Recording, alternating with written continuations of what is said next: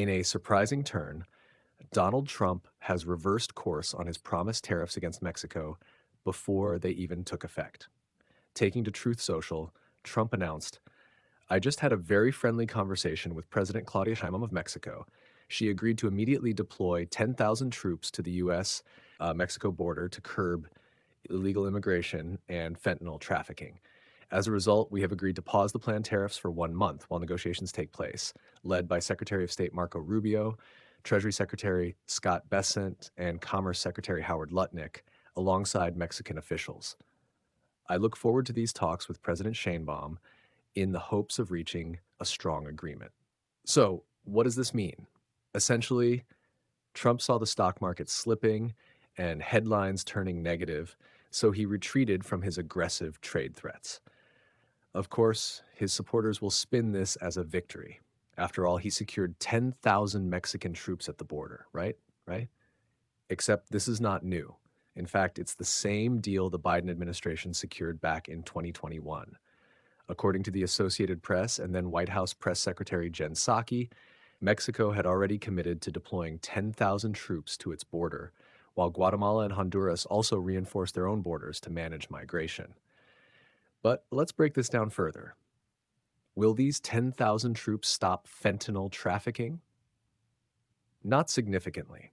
According to the Cato Institute, a conservative think tank, U.S. citizens, not undocumented immigrants, are responsible for 86% of fentanyl trafficking convictions. The vast majority of fentanyl, over 90%, is seized at legal ports of entry, not between them. In fact, only 0.02% of migrants arrested by Border Patrol had fentanyl in their possession. Did this help the stock market? Not really.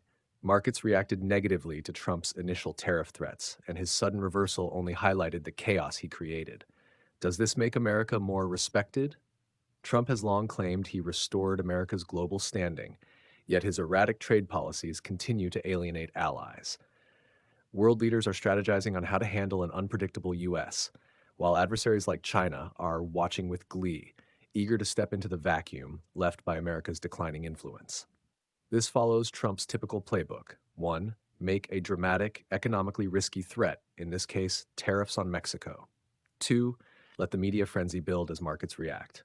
3. Quietly walk back the threat after securing a deal that already existed. 4. Declare victory.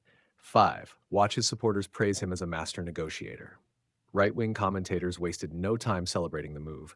J.D. Vance gloated about how Trump forced Mexico to act, while Ben Shapiro called it a masterful use of economic leverage. But let's be real, Biden secured this deal years ago without tanking the stock market or creating unnecessary diplomatic friction. Even more concerning is the global reaction. Trump's aggressive, often erratic approach to trade and diplomacy is making allies nervous. The European Union's military chief recently suggested deploying EU troops to Greenland, not to counter Russia, but to prepare for potential conflicts with America. That's how destabilizing Trump's leadership has become. The real winner here? China. While Trump picks fights with traditional allies like Canada and Mexico, Beijing is busy strengthening its ties with Latin America and Asia.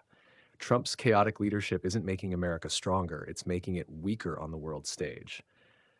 But don't expect his loyalists to acknowledge that. Instead, they'll keep praising him for negotiating deals that were already in place while ignoring the long-term damage he's doing to U.S. credibility. The only thing Trump truly excels at is creating chaos. Before you go, if you appreciate content that's free from corporate sponsorships and paywalls, make sure to hit subscribe.